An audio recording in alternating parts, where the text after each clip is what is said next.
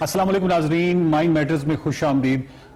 بات یہ ہے کہ سمارٹ لگنا جو ہے یہ اس کی خواہش رکھنا یہ کوئی ایسی بری چیز نہیں ہے، لیکن سمارٹ لگنے کے لیے آپ اپنے آپ کو اتنی زیادہ بھوک دیں کہ مختلف ڈس آرڈرز کا شکار ہو جائیں یا آپ انتہائی کمزوری کا شکار ہو جائیں،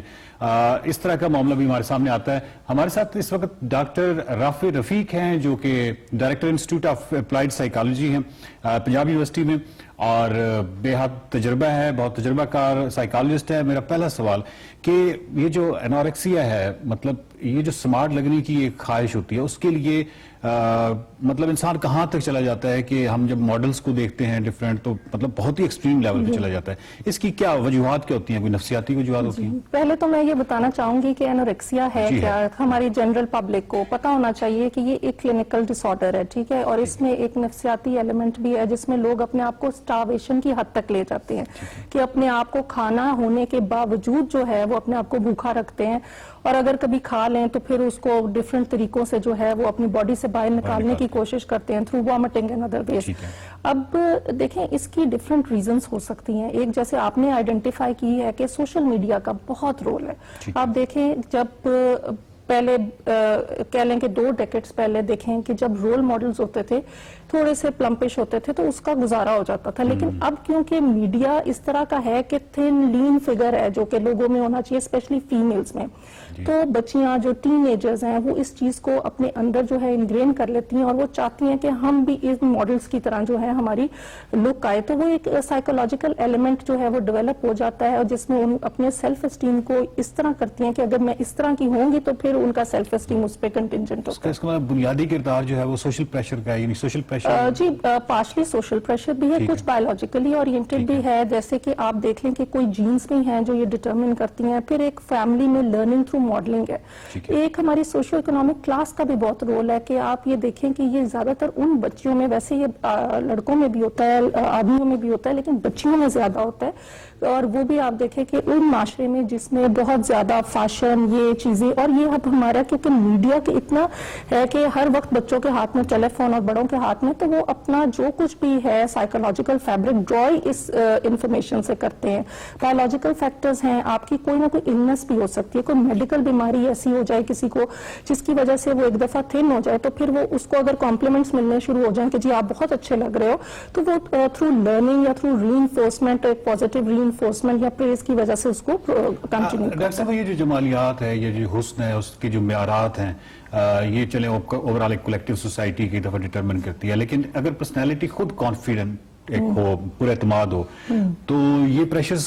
کافی حد تک وہ کر سکتی ہے۔ جی بہت اچھا آپ نے کوشچن کیا۔ دیکھیں اب جیسے ہم انورکسیا کی بات کر رہے ہیں، personality factors play a very important role. جو لوگ ہوتے ہیں جن میں سیلف اسٹیم ہائی ہوتا ہے، جن کی سیلف ایفیکیسی ہائی ہوتی ہے، جو کہ سیلف اسٹیم لوگوں سے ایکسٹرنل فیکٹر سے ڈرا نہیں کرتے، جن کا لوکس آف کنٹرول انٹرنل ہوتا ہے، اور جو سمجھتے ہیں کہ وہ پورے اعتماد ہیں اور جن کو کانفیڈنس ہوتا ہے، جن کی بچپن میں ٹریننگ ایسے نہیں کی ہوتی کہ تم یہ کرو گے تو اچھے بچے ہوگے، تم یہ کرو گے تو گندے بچے ہوگے، تو یہ جو لرننگ ہے نا ہماری، یہ ہماری بچپن سے چل رہی ہوتی ہے۔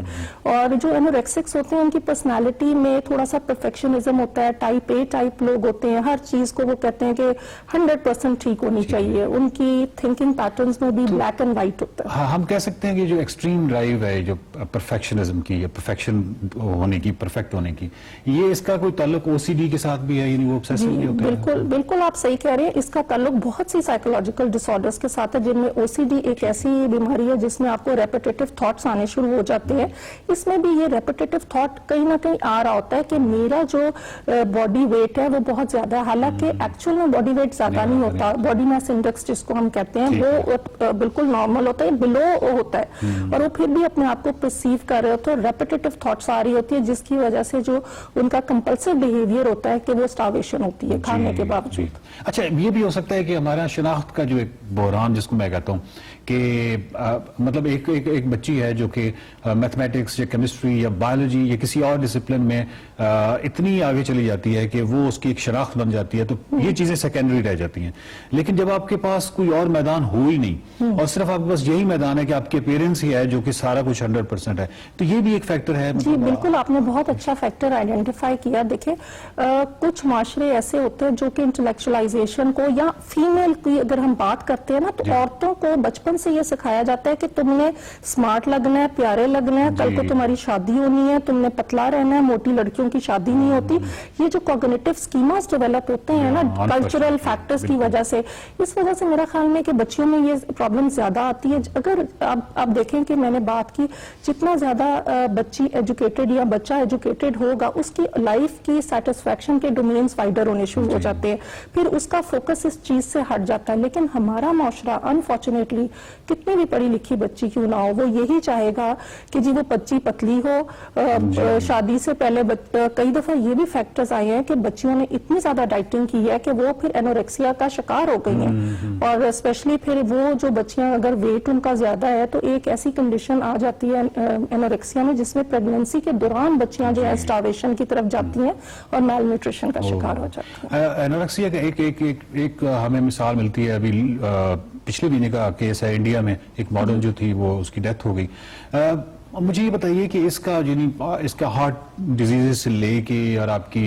जिसको कहते हैं कि बोन लॉसेस से लेके और बहुत सारी ऐसी चीजें हैं जो कि आपकी मसल्स से लेके, ये तमाम चीजें, इसकी सद्देबाब के लिए अगर कोई इस तरह का हो तो उसको सद्देबाब के लिए क्या करना चाहिए, उसकी फैमिली को क्या करना चाहिए? जी, सबसे ज्यादा डिस्टर्ब वो बंदा इतना नहीं होता जितना उसकी फैमिली डिस्टर्ब होती है। तो इसमें यूजुअली ये होता है कि क्योंकि मैल न्यूट्रिशन का शिकार हो जाते हैं, जैसे आपने कहा मसल लॉस होता है, हार्ट डिजीज है, किडनी फेलियर हो सकता है, हेयर लॉस हो सकता है, फिजिकल अपीयरेंस पूरी तरह डिटीरिएशन में चली जाती है, स्किन लॉस, स्किन के ऊपर डिफरेंट एक्ने और चीजें आ जाती हैं। तो मैल न्यूट्रिशन के लिए तो बायोलॉजिकल ट्रीटमेंट होनी जरूरी है, उसकी जितनी भी डिप्लीशन है उसको पूरा करने के लिए। लेकिन उससे ज्यादा इंपॉर्टेंट ये है कि कॉग्निटिव रिस्ट्रक्चरिंग, कि उस बंदे की कॉग्निटिव रिस्ट्रक्चरिंग की जाए, क्योंकि उसके माइंड के जो स्कीमाज हैं, थिंकिंग पैटर्न्स को चेंज किया जाए। जब थिंकिंग पैटर्न्स चेंज होंगे तो ऑटोमेटिकली उसका बिहेवियर भी चेंज होना शुरू हो जाएगा। और फैमिली थेरेपी, कि फैमिली रीइंफोर्स ना करे ऐसे बिहेवियर को, क्योंकि एक स्टेज आ जाती है कि वो लोग इतना डिप्रेशन का शिकार हो जाते हैं जो एनोरेक्सिक्स होते हैं कि फैमिली डरना शुरू हो जाती है। वो फिर जैसे कहते हैं वो उनको जो है वो उसी तरह एग्री कर लेते हैं। तो मेरा ख्याल में इस चीज में फैमिली की psycho education is very important, कि हम पेशेंट की भी साइको एजुकेशन और फैमिली की भी साइको एजुकेशन करें। थैंक यू डॉक्टर साहबा। नाज़रीन, बात यह है कि डॉक्टर साहबा से जितनी गुफ्तगू हुई है उसमें एक चीज जो तह में मुझे नजर आ रही थी वो थी तालीम। यानी हर चीज जो है एजुकेशन के साथ नथी होती है कि एजुकेटेड फैमिली जो है वही समझ सकती है कि हमने कैसे इस स्कीमा को डेवलप नहीं होने देना, और बच्ची को शनाख्त के लिए और उस चीज के लिए कुछ और मैदान भी प्रोवाइड करने हैं। ये तमाम चीजें तालीम के साथ जुड़ी हुई हैं। देखते रहिए माइंड मैटर्स। अगले माइंड मैटर्स तक के लिए खुदा हाफिज़।